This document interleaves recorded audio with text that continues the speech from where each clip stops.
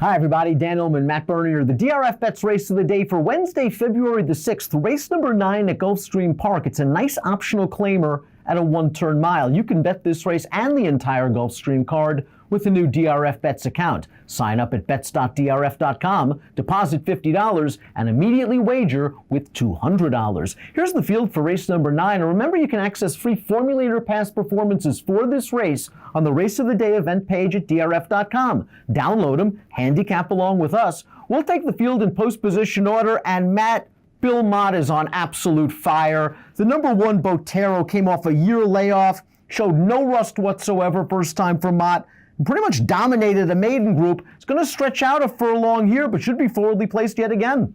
Yeah, and like you say, impressive breaking the maiden off of such a long layoff. First time for new connections. I think the other thing that you may want to factor in, Timeform US had that race actually rated considerably faster than the Buyer boys did. So there's a chance that maybe that number from a Buyer standpoint could be a little bit on the light side. Or if you believe the Buyer number, then maybe the Timeform rating is a little bit on the inflated side. If you believe Timeform, 8-1 is a very square number on this kind of horse. And this horse is really lightly raced. He has a ton of upside potential. And if he works out a good trip at that price, he might be able to offer a little bit of value. The number 2, Guns of Steel, is a hard hitter. He has won 18 times in his career, $350,000 in earnings. And as we take a look at the Timeform US pace projector, our friends at Timeform US believe that Guns of Steel is going to get to the front. Maybe this horse is dirtied up a little bit, Matt. Off the Jorge Navarro claim, he's been the beaten favorite twice, but Timeform US notes he had to work very, very hard on the lead in both of those races. The problem is it might be a similar situation here. Yeah, that's kind of how I'm looking at it. And like you say, he's had to work pretty hard in each of these past 2 runs. But unfortunately for him, speed to his inside, a couple other horses that have got a little bit of early foot that I would imagine might be a little bit closer than maybe Timeform suggests. I guess it is a good thing to note, though, that beaten claimer that he ran in most recently, you had a next out winner in there with an 83 Buyer. The winner that day came back and earned an 80. So from a Buyer standpoint, the field is at least comparable to the one he'll face here. To be honest, though, I think he's going to need probably his best race if he's going to be a contender in here. He has won 18 times in his career. The number 3, Sergeant Drive, has won once, but he's a beautifully bred 4-year-old for the Jannies. He's by Tappet, and last time out, he just caught a very tough field at Aqueduct. Who knew Mr. Buff was this good? He came out of that race to win 3 more in a row, with Buyers of 93, 97, and 102, including 2 stake scores. And the runner-up came back to win with a 93 Buyer as well, and he did some work pressing the pace that day. Sergeant Drive's got to come off a little bit of a layoff and cut back in distance, but this horse has some ability. You know, I'm very torn on this horse because from a Buyer standpoint and a Timeform standpoint, numbers-wise, he is certainly fast enough to win this race. You brought up the field that he ran against at Aqueduct. It's come back just absolutely gangbusters. The runner-up that day was a next-out winner with a 93, so not just Mr. Buff, but there were other talented runners in there. The problem I have is the run 2 starts back at Belmont. He couldn't get it done, and that field is significantly weaker than the one that he ran into most recently. So I'm a little bit torn. Usually with these horses that are fast but don't like to have their picture taken at short prices, I'm more inclined to kind of take a stand against him and say, you know what? He can win, but if he does, it'll be without me. It's a fair point. We do see him getting perhaps an advantageous pace scenario, and Shug McGahee's horses do seem to improve as they get older. The number 4 is the Scotsman, and the Scotsman 2 starts back, I thought, had a great trip in a one-turn mile race. Bumped a little bit at the start, ended up sitting 3rd off a pace duel. I thought he had every chance turning into the stretch, and he finished kind of an even 2nd. It wasn't that surprising to me that he was beaten last time out as the favorite, but at least the winner of that race came right back to score with an 86 Buyer, and I like this horse's tactical speed. I was going to say, from a running style standpoint, he seems to fit this race quite well if you believe the profile and what it suggests that it could end up being with a legitimate pace. My concern is very similar to what we just talked about with the horse drawn to the inside, the number 3 horse. You know, we're talking about a 1-for-10 runner who is 5 times minor awards in this spot. From a number standpoint, depending on what you look at, maybe he is fast enough, maybe he's not. Again, at a shortish price, he's the kind of horse I won't be surprised if he runs well and wins, but at the same time, I don't need him at 9-2. Trainer Navarro has the 2. He also has the 5, Mr. Attila. We have a positive formulator fact for both of those horses. Over the past 2 years, Navarro with horses 4-year-olds and up, making their 3rd start off the layoff and optional claiming dirt routes, 50% winners, a $2.30 ROI. This horse 2 starts back was simply no match for Breaking Lucky, who on his best day is graded stakes class. Last time out, he didn't run very well, let's be honest, and that worries me, especially since he's taking a gigantic drop in class. From the 62.5 tag to the 25 tag, it's almost like Navarro was saying, take him if you want him. It is a giant drop in class, though, and he's 20-1 on the line. You know, we always talk about it, though. Whenever it seems like there's a for sale sign out there, that's usually not a positive thing, usually not something that you want to go running to the window to bet on. And I guess the other thing that I have, I can't get past. Navarro's had this horse for a long time, and there hasn't been that giant jump up that we're just used to seeing with Navarro's runners. I don't expect to see it all of a sudden here. Maybe the class relief is going to be the answer, but I have a hard time believing it.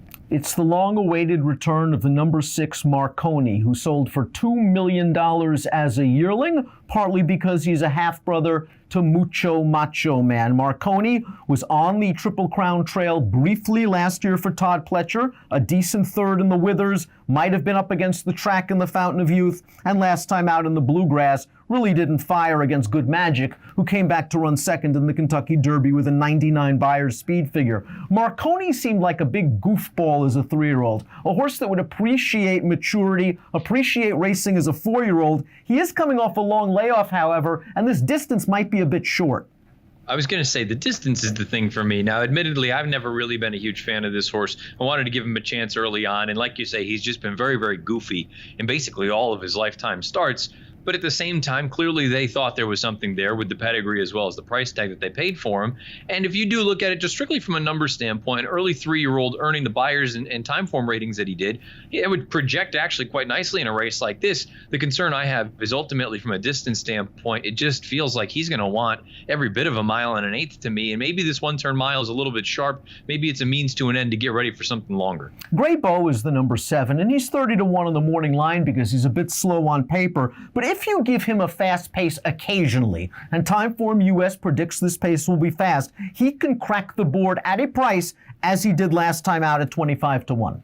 Yeah, absolutely. I mean, he's the kind of horse I'm not really that interested in using on top, but you see, he's got 13 third-place finishes from 42 lifetime starts. If you're playing some sort of a try or a superfecta at a big number, he's the kind of horse you should be using underneath. Marconi is not the only newly turned 4-year-old coming off a long layoff. Both the 8 Bourbon Resolution and the 9 Color Guard, they fit that bill as well. Bourbon Resolution finished first in his most recent start way back in June at Churchill Downs. He ended up being disqualified from purse money, and while he earned a very strong Timeform US speed figure that day, that field has not come back strong at all. I'm very curious to see what we get off the bench.